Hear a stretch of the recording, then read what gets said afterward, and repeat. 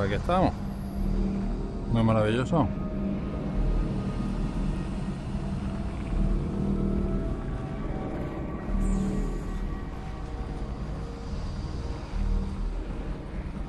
¿Qué es lo peor que podría pasar?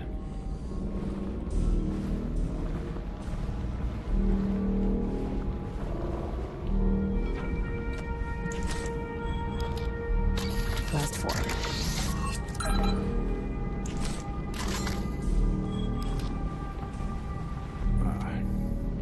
In prior Half-Life games, the flashlight was attached to the player's body, which meant that it always illuminated the world from the same angle, relative to the player's point of view. With tracked hands in VR, we had the opportunity to let players manipulate the flashlight directly, and playtesters reacted very positively to this new freedom. In fact, our earliest implementation of a flashlight in Half-Life Alyx was an object that could be picked up in either hand or even set back down. This allowed the player to put the flashlight down somewhere, providing illumination for themselves while they accomplished another task. Unfortunately, this presented the possibility that a player could leave the flashlight behind, which would have been a game-breaking scenario. Implementing the flashlight as an object that players had to hold also prevented them from holding something else in that hand, which was tedious to manage and simply too punishing of a trade-off. In particular, it meant that weapon reloading was a nightmare, because the player no longer had a free offhand to perform the reload actions. In the end, we settled on a flashlight that attaches to the offhand and turns on and off automatically. This fixes the issues with reloading in the dark, potentially losing the flashlight, and has the nice side effect of not requiring the allocation of a button to toggle the light, which is especially helpful on controllers with fewer buttons. Since the automatic on-off behavior is controlled using level logic, designers could make performance and quality trade-offs in different areas of the game. After all, if a player could turn the flashlight on at any time, the rendering overhead of this shadow-casting light source would have to be accounted for throughout the entire game. On the other hand, if the flashlight is known to be off in a given area, a designer can make use of the resulting rendering headroom by increasing the fidelity of the environment in other ways.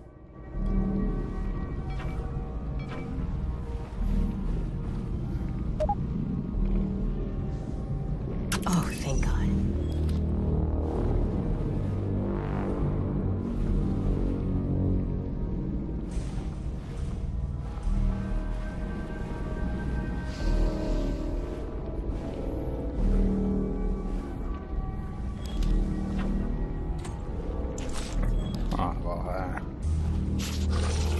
¡Hostia! ¡Puta madre!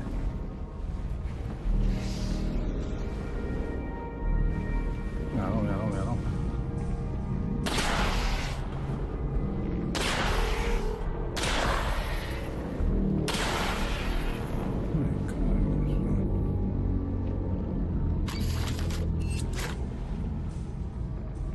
Four shells left.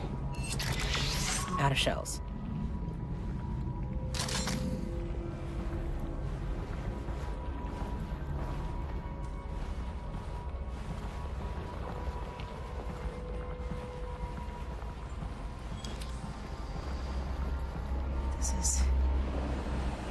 This is fine. Yeah. This is absolutely fine. Not creepy at all. It's really dark. Russ, Yeah? can you just talk About what? about anything? Literally anything.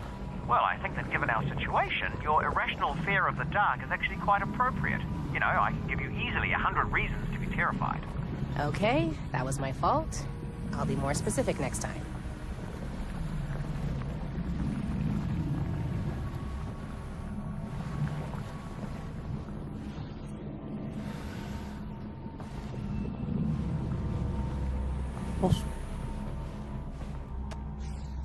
Shortly after adding the flashlight to the game, we discovered that playtesters would frequently brace their gun hand with their flashlight hand. This meant that the players had to orient their flashlight hand awkwardly to align the light with their aim. We decided to make this an automatic behavior of the offhand whenever it was brought close to the grip of the gun. If you do this, you'll see that the offhand grips the gun in a natural pose, Oh yeah? and the flashlight aligns with the aim. In fact, if you look closely at the end of the flashlight, you'll notice that it has a ball joint. This No lo escucho. Alyx.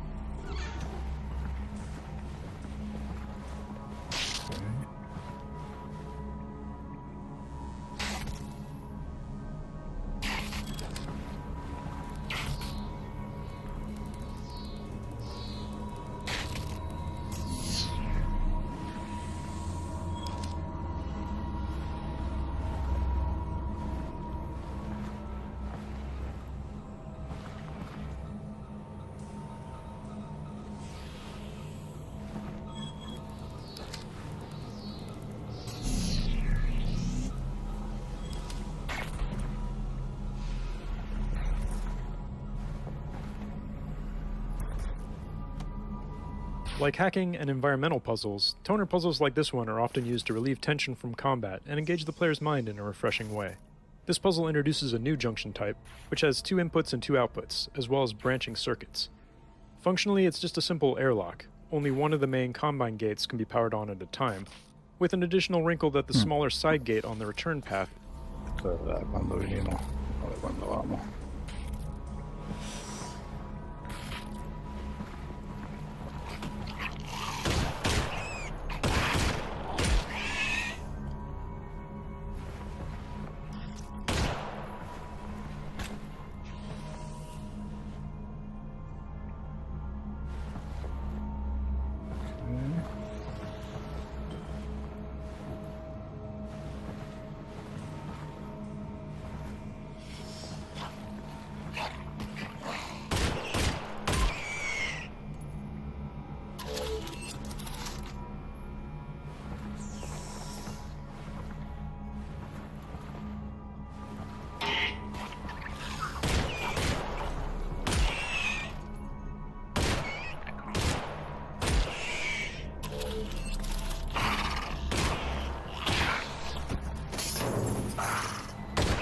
Pollo este.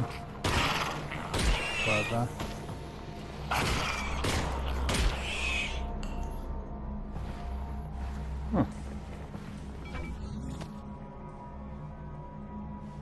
No. No. Fuck.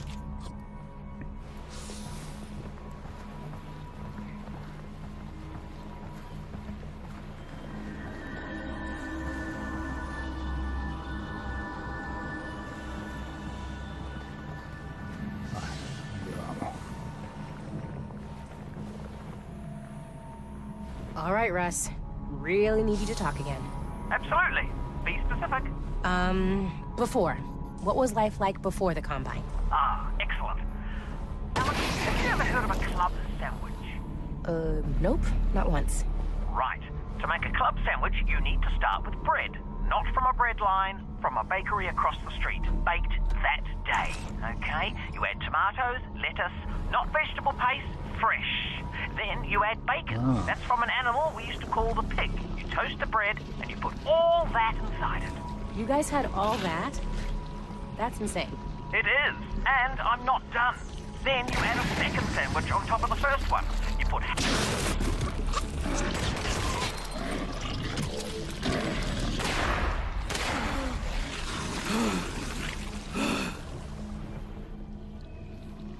Fuck. Last 4 shells.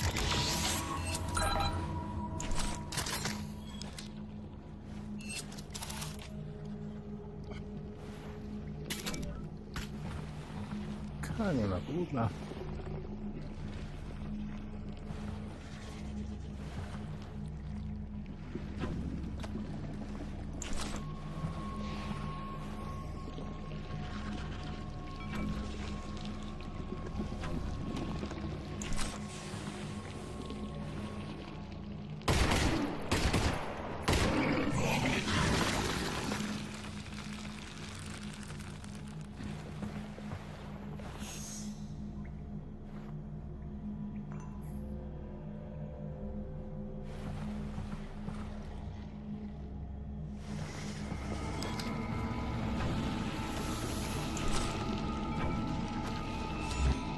Ah, aquí hay otro.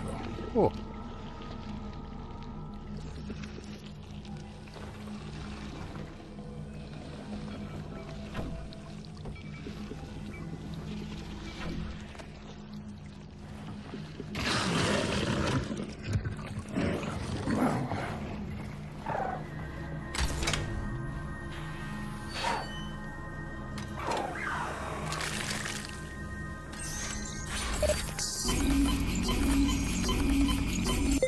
Okay. When the writers create a new character, we try to write a variety of material from that character's perspective to help find their voice. What motivates them? What do they sound like? How do they relate to other characters? It's helpful to know the answers to questions like this early in a project, particularly when working with a team, where different people might end up writing for that character. The club sandwich story that Russell tells in this section started out as one of these writing exercises. The writing team wrote pages and pages of Russell telling Alyx stories about life before the Combine, getting irritated with her, telling bad jokes, pretty much the whole emotional spectrum. As we refined Russell's character, almost all of that fell by the wayside. We needed to do that work to get to Russell, but most of it didn't sound like Russell anymore. Later in the project, we decided to make Alyx scared of the dark, so we needed Russell to talk a lot in this section to keep Alyx company. It didn't matter what he was saying, it just had to be this voice in the darkness that she was grabbing onto. And then we remembered, hey, didn't we write a rambling sandwich monologue a year ago? And the club sandwich speech was resurrected.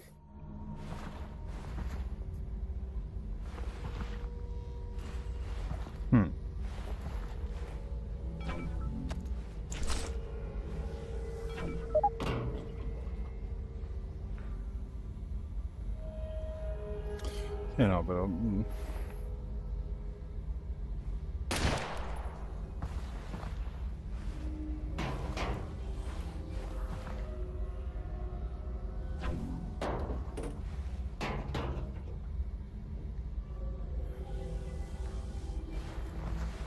Tengo el presentimiento.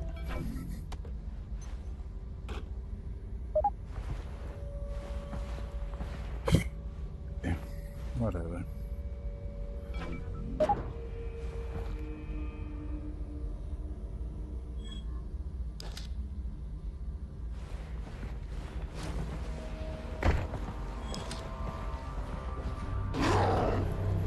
Todavía.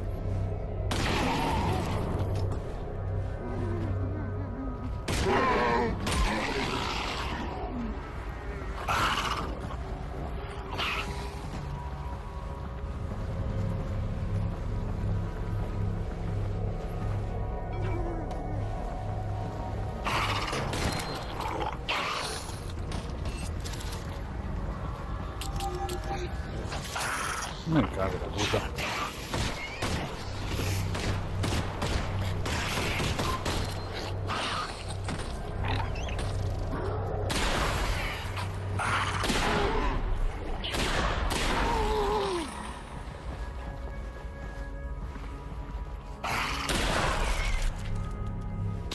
Three left.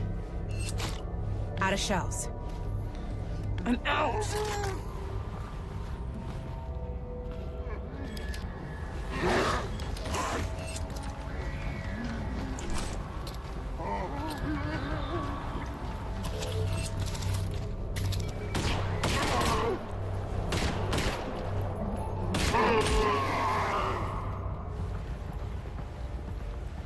Okay.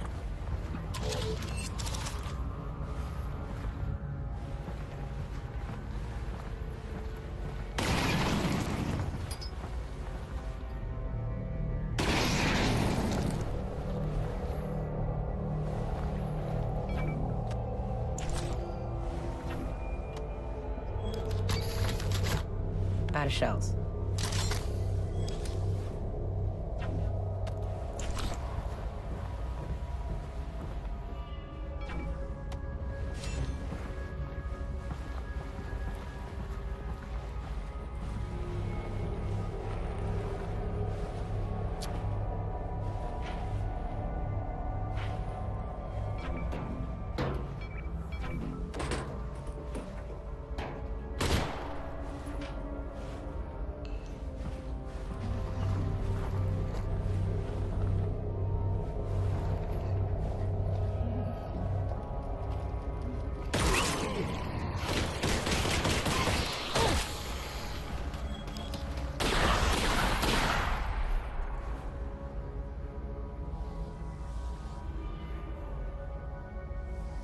I know that.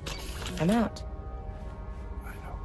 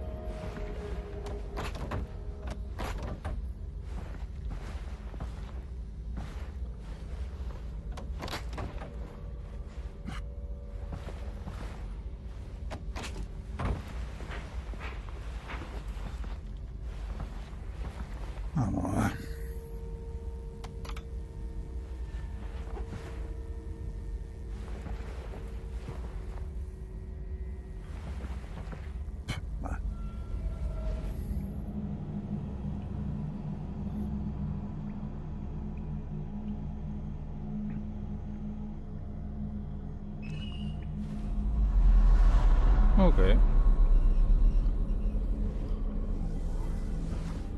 No, tänne tapaa.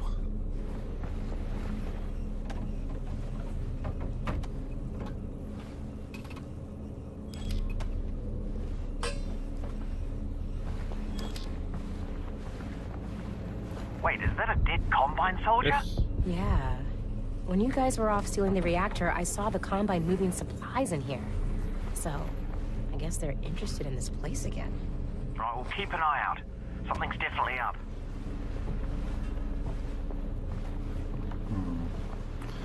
Eso sí que había una manera de pasar.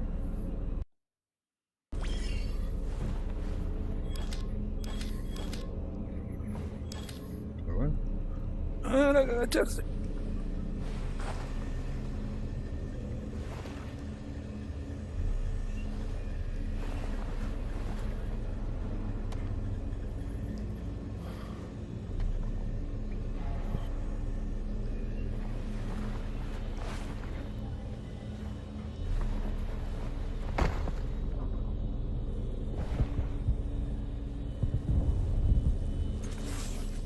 Alyx, manhack, watch out. See it.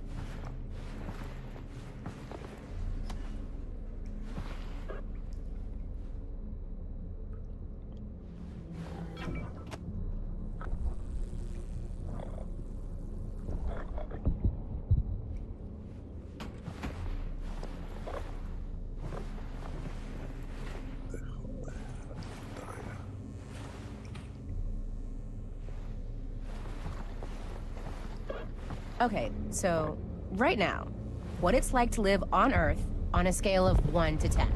I'd say we're at a 2. Yep, could always get worse.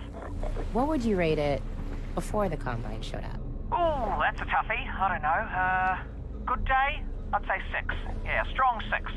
6? That's not great. Now, that's life, Alyx. You know, it's not always great. Well, maybe we get the Combine off Earth and we could shoot for like an 8, you know? Ooh, an 8. Yeah, that really would be nice. Really nice.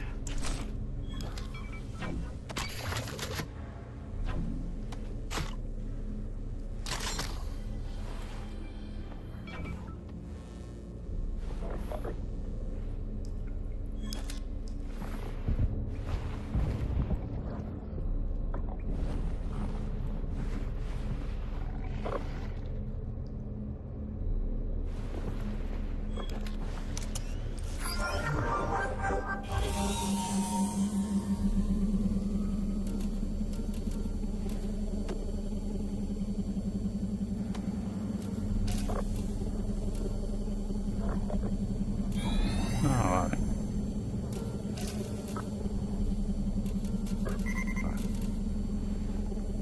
Ah, no me lo va a volver a enseñar.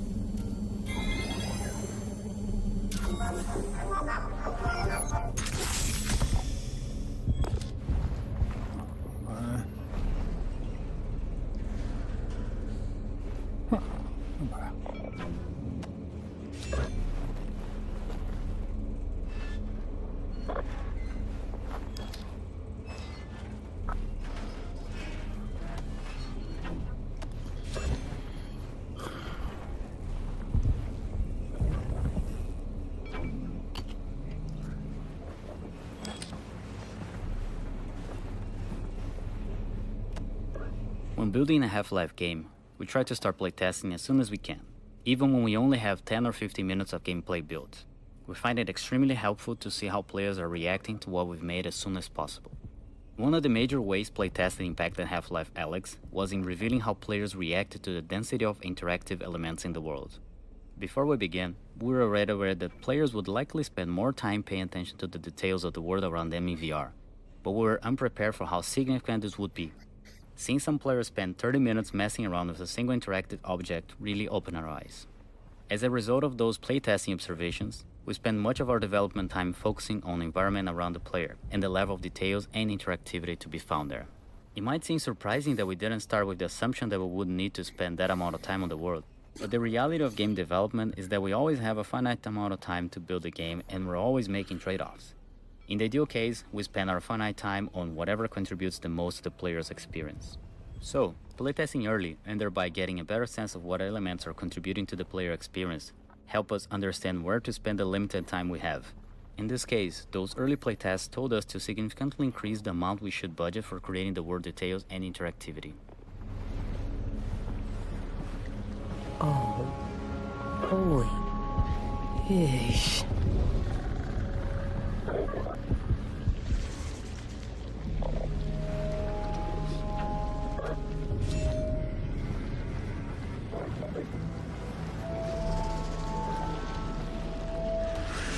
Barnacles are a unique enemy type in Half-Life Alyx in that they are static and often situated above the player's natural view direction. During testing in confined or dimly lit spaces, we often saw players walk into barnacle tongues without noticing them. One way we addressed this was with audio. In particular, we made idle barnacles emit subtle breathing, croaking, and grumbling sounds like the following.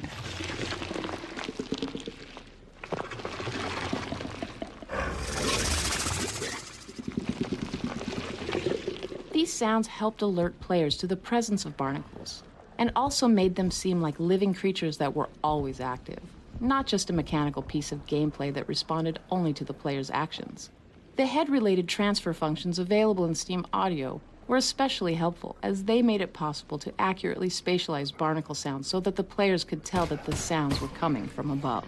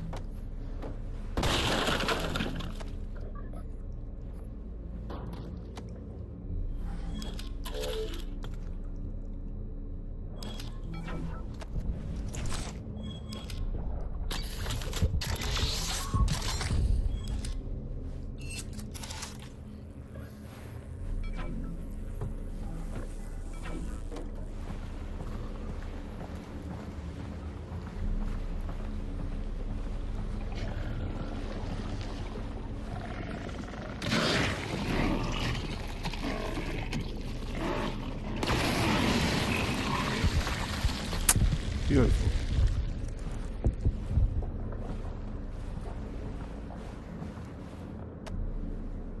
Early incarnations of manhacks were frustrating to fight in VR, since their audio was not providing enough information about their location. They seemed to appear from nowhere, and even when close to the player, they lacked a dramatic presence. We tried a variety of layered sounds with varying distance fall-offs, but this often created more confusion, especially when multiple manhacks were nearby. Our ultimate solution to the problem consisted of two parts. The first was to make manhacks emit the following alarm-like warning sound when they first came into range or were deployed by a Combine soldier. The second part of our solution was to add more aggressive looping sounds with short fall-off distances. The short fall-off of these sound loops meant that this specific component of Manhack's sound treatment would only be audible quite near the player.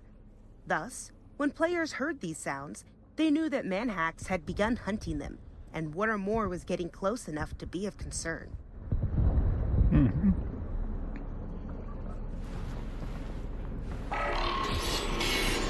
Oh, Manhack!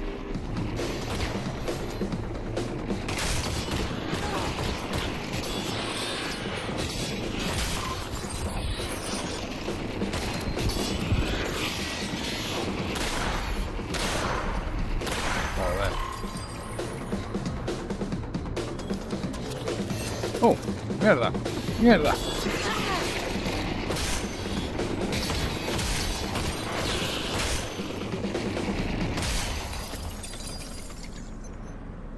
Attention, please. Access to this block is not permitted. Local security deployed and designated to prosecute.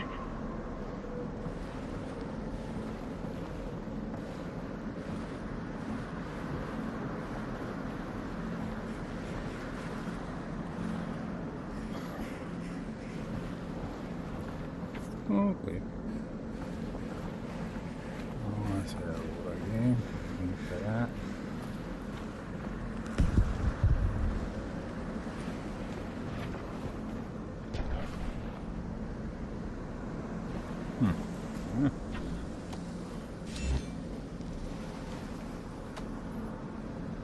Hello, friend.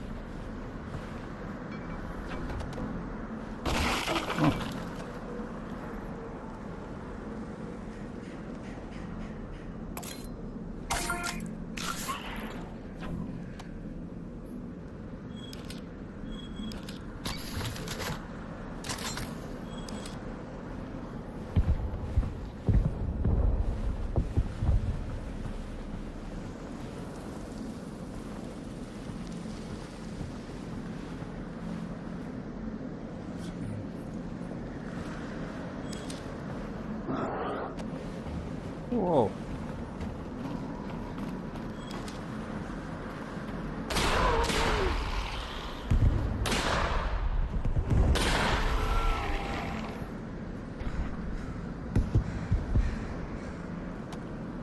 Before Final Out was added, the cramped dark area of this level did not take players very long to traverse. But as the fidelity of the game increased, players spent more and more time getting to this point. As we've learned over the years, too much time in dark underground areas can become fatiguing to players, and this is even more significant in VR. This outdoor section provides a change of pace and a brief respite from the dark. Not only does it give players something visually different and interesting to look at, it allows them to clearly see and assess threat in an open space, allowing them to get some easy kills with a little stress. It was also important to provide some variety here, as players are about to head into a dark area that requires precision shooting and flashlight usage.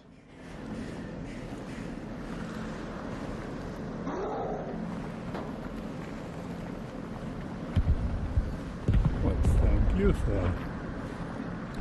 Adelante, un poquito más, un poquito más. Ahí. Attention, please.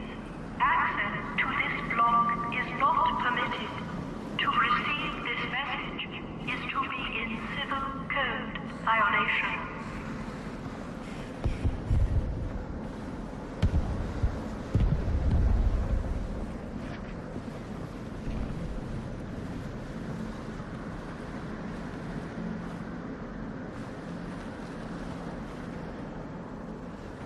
Oh, hello.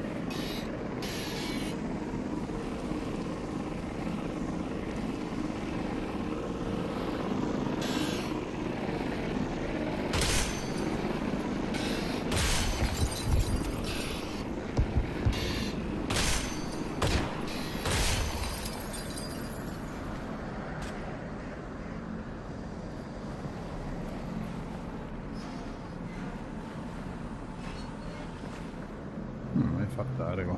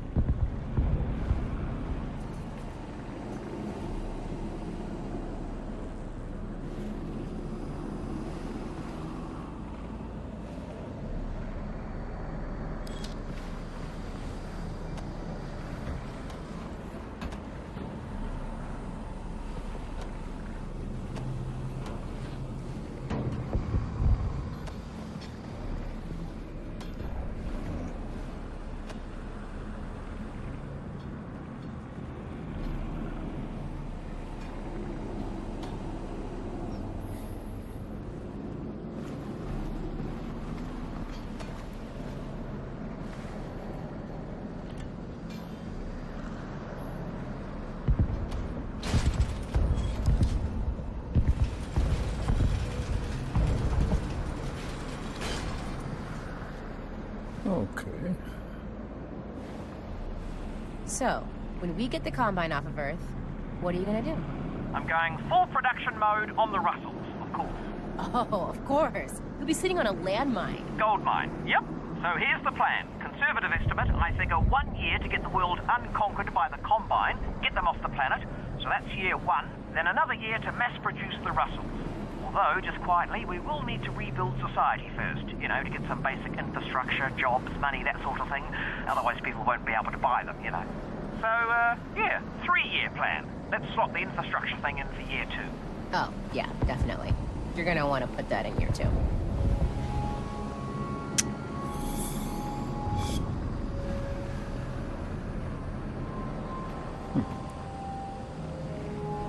La mierda está claramente viva. Muy bien.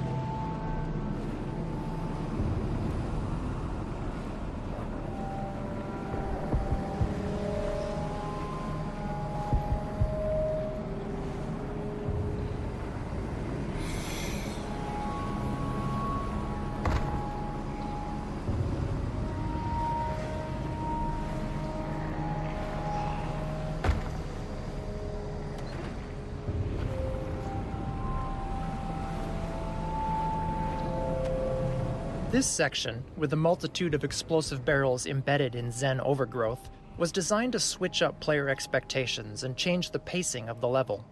Prior to this point in the game, explosive barrels and canisters were used as offensive weapons. In this space, they're deadly to the player. If a barrel or canister does explode, it sets off a fatal chain reaction. This change in priority forces players to aim carefully and adds intensity without combat. Okay. This has the positive side effect of training players to utilize the pistol even more effectively. While the automatic alignment of the flashlight with a braced weapon is useful in direct combat, in this section we observed players taking advantage of the decoupled weapon and flashlight as they illuminated and targeted barnacles in the intricate Zen foliage overhead.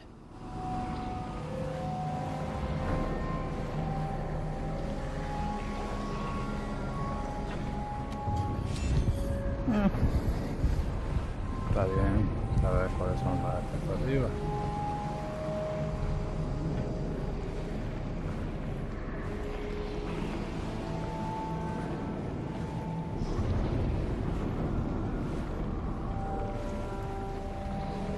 Ajá, sí que hay explosivos aquí.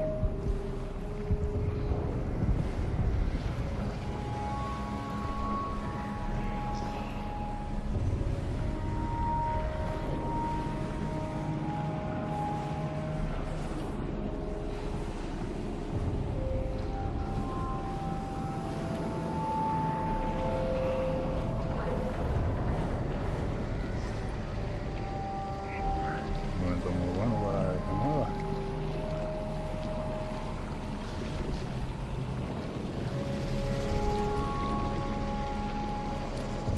Oh boy. Getting dark again. Oh, careful, careful!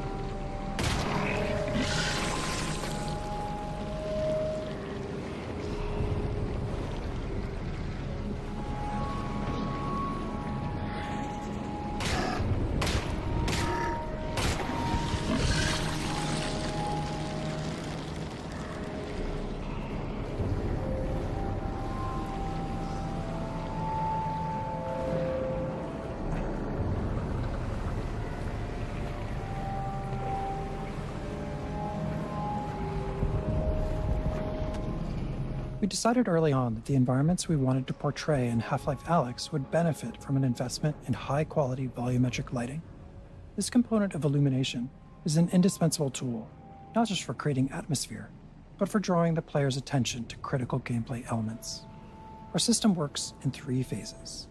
In the first phase, illumination from static light sources is captured in a 3-level hierarchical volumetric clip map surrounding the player. The highest resolution level of this clip map measures 1 cubic inch per voxel. The clip map is updated incrementally, less than once per frame, as the player moves throughout the scene. In the second phase, a compute shader ray marches in view space throughout the clip maps, accumulating static lighting, dynamic lighting, and volumetric extinction. The ray marching is performed every frame and employs temporal anti-aliasing to improve quality. In the final phase, we resample lighting and volumetric scattering from the prior phase for each eye once per frame. The result is a texture that describes, for any given view space depth, volumetric scattering and extinction, which we apply during forward rendering.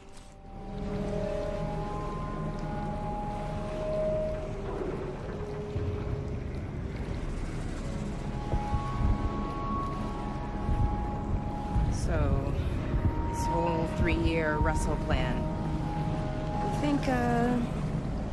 Think you have a job for me? Job? Alyx, you invented the Alyx. Of course you can have a job. Could be partners.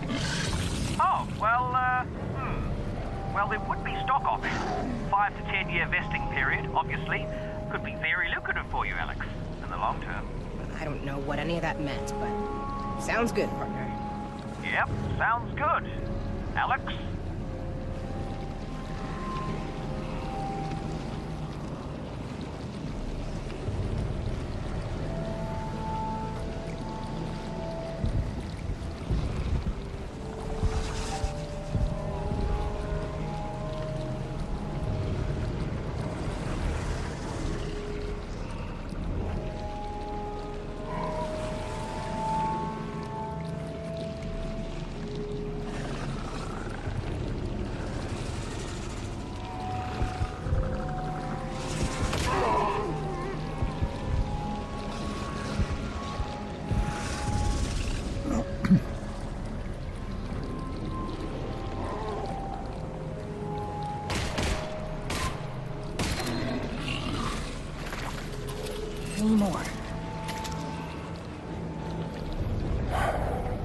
Esta mierda gasta mucho.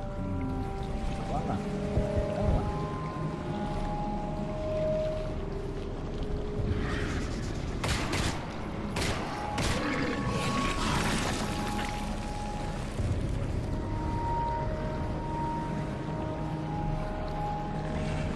No puedo pasar.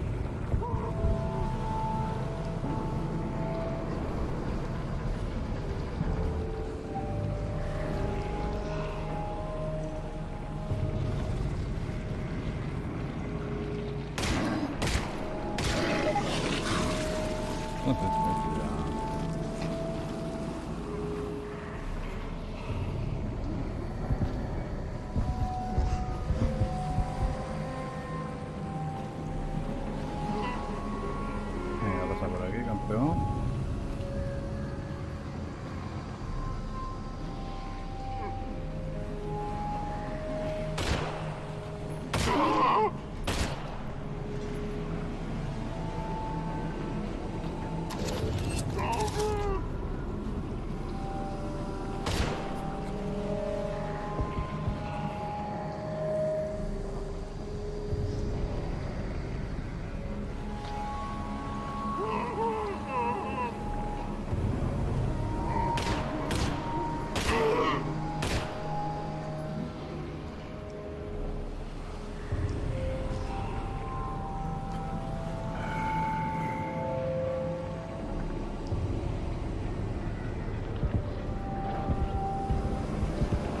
Sí, pero que no lo voy a hacer hasta no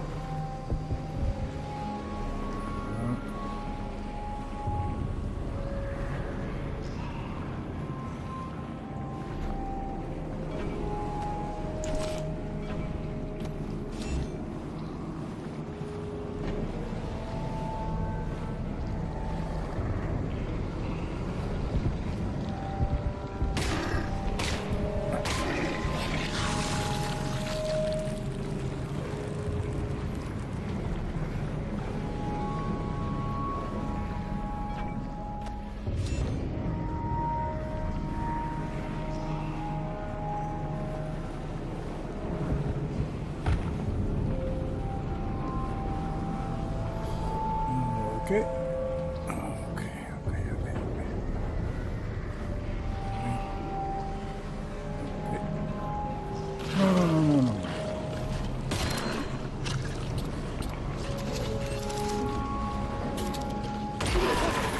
Mierda. Alyx? Alyx!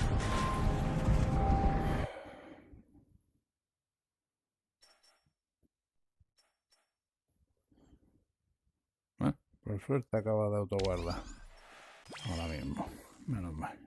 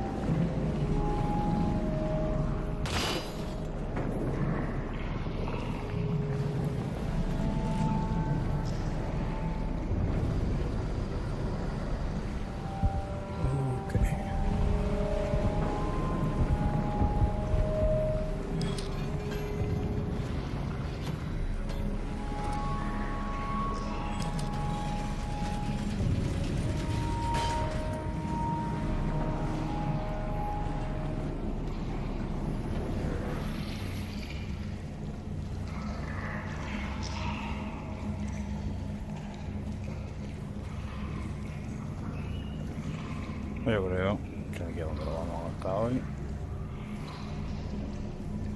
Y otro día seguimos.